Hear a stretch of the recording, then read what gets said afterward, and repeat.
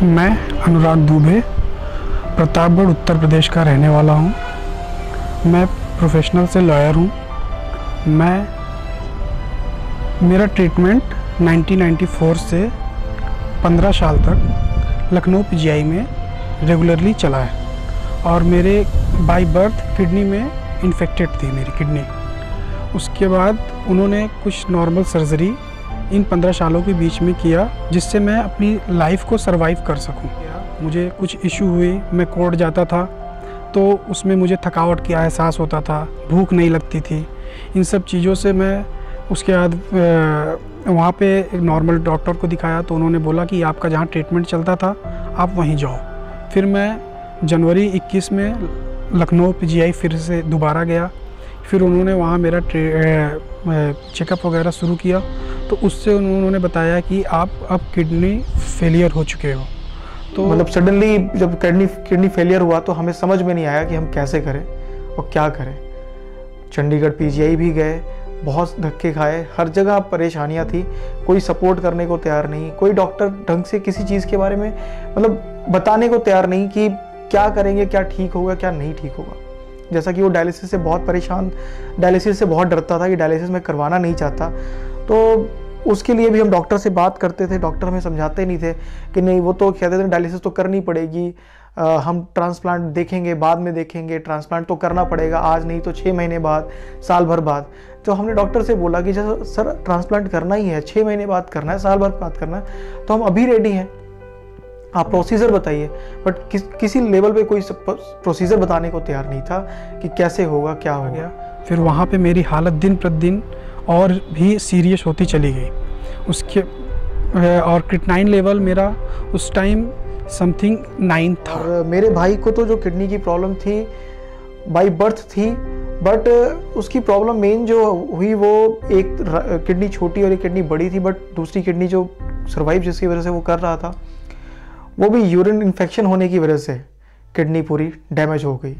उसके बाद फिर मैं बहुत फ्रस्ट्रेट हुआ।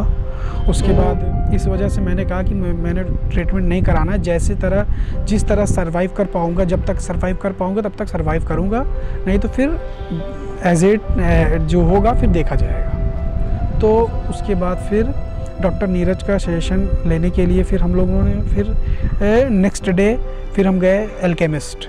तो किडनी की प्रॉब्लम बहुत बड़ी प्रॉब्लम है, लेकिन डॉक्टर नीरज जैसे डॉक्टर अगर मिल जाए सभी को तो ये एक आप लगा के चलिए कि डेली होने वाले वायरल फीवर की तरह है या मौसम चेंज होने वाले सर्दी जुकाम जैसा ही है, इससे बड़ा कुछ नहीं है। बट डॉक्टर अच्छा होना चाहिए, अगर आपकी प्रॉब्लम बड़ी है तो वो भी छोटी हो जाती है। तो फिर मैं गया, उसके बाद मिला डॉक्टर नीरज से। फिर डॉक्टर नीरज से मिलने के बाद मेरा पहला क्वेश्चन यही था कि सर मैंने आज तक अपनी लाइफ में कोई भी नशा नहीं किया, तो भी सर मेरे साथ क्यों ऐसा हो गया।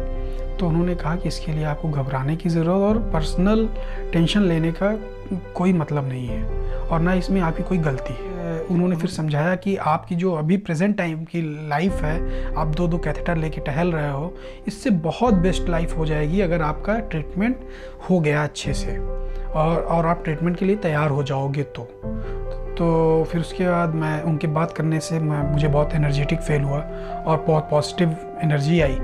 तो उसके बाद उन्होंने कहा कि फिर बोला कि ठीक है आप फिर फॉलो अप में आओ। फॉलो अप के लिए फिर रेडी हुआ। फिर उन्होंने बोला कि डोनर कौन है, तो डोनर के लिए मेरी माँ रेडी थी और मेरे भाई भी रेडी थे, मेरे पापा, मेरी बहन सब रेडी थे। तो डॉक्टर नीरज ने बोला कि नहीं, डोनर के लिए पहले फर्स्ट प्रायोरिटी माँ को देते हैं। तो फिर माँ का फिर चेकअप वगैरह शुरू हुआ और उसके बाद वहाँ में फिर नेफ्रेक्टमी करने का कारण इसलिए हुआ क्योंकि मेरे उस किडनी की वजह से, लेफ़्ट किडनी की वजह से, जिसमें मेरा पीशियन हुआ था, लेफ़्ट किडनी में, उसकी वजह से मेरी पूरी बॉडी में इन्फेक्शन फैल गया था और पश आ गया था किडनी में। तो उसके डॉक्टर नीरज ने फिर उसको ऑपरेट करके किडनी को निकाल दिया और नेफ्रेक्टमी करने के बाद 1 महीने समथिंग मेरा डायलिसिस हुआ, जो भी 5-6 डायलिसिस हुए हों, लेकिन वो उस टाइम में भी 5-6 डायलिसिस के टाइम पीरियड में भी मुझे सरवाइव करना बहुत प्रॉब्लम हो रहा था और 4-4, 5-5 घंटे की डायलिसिस होना और बहुत वीकनेस फील होना। एक डायलिसिस के बाद दूसरे डायलिसिस में जाने में मुझे बहुत कमज़ोरी आ जाती थी। तो उसके बाद फिर उन्होंने मेरा ट्रांसप्लांट किया। ट्रांसप्लांट करने के बाद उन्होंने ऐसा फ्रेंडली, इतना ऐसे छोटे भाई की तरह मुझे ट्रीट किया कि मुझे एहसास ही नहीं हुआ कि मेरा ट्रीटमेंट एक इतने अच्छे डॉक्टर कर रहे हैं। उन्होंने बहुत फ्रेंडली इतना मुझे सपोर्ट किया कि मुझे अंत तक कोई फील नहीं हुआ। और उसके बाद आज मैं पूरी तरह से स्वस्थ हूँ और अब मैं अपनी नॉर्मल लाइफ जी रहा हूँ। और मेरी नॉर्मल लाइफ जीने में मेरे घर वाले भी बहुत सेटिस्फाइड हैं। और आज मैं अपना लॉयर की प्रैक्टिस भी शुरू कर चुका हूँ। धीरे धीरे अब अपने वर्क पे भी जाने लगा हूँ। और इस बीच में डॉक्टर नीरज ने मुझे बहुत सपोर्ट किया और डॉक्टर नीरज के कारण ही है कि आज मैं अपनी लाइफ को इतने इंजॉय कर रहा हूँ, इतना इंजॉय कर रहा हूँ कि मैं बहुत सेटिस्फाइड हूँ अपनी लाइफ से। डॉक्टर नीरज के बारे में जितनी भी तारीफ़ की जाए उतनी ही कम है। डॉक्टर नीरज को मैं पहले से जानता था, लेकिन मुझे नहीं पता था कि वो इतने अच्छे डॉक्टर हैं। उन्होंने मेरे भाई को, जैसा आपने देखा, मेरा भाई आज बिल्कुल अपनी कंडीशन पे, अपने ही पैरों पे चल के हर काम कर रहा है। किसी के सपोर्ट की ज़रूरत नहीं है उसको। ऑफिस ज्वाइन कर लिया है उसने, आगे अपने प्रोफेशन में काम भी करेगा। डॉक्टर नीरज से मिलने के बाद ही उसकी लाइफ में चेंजेस आए।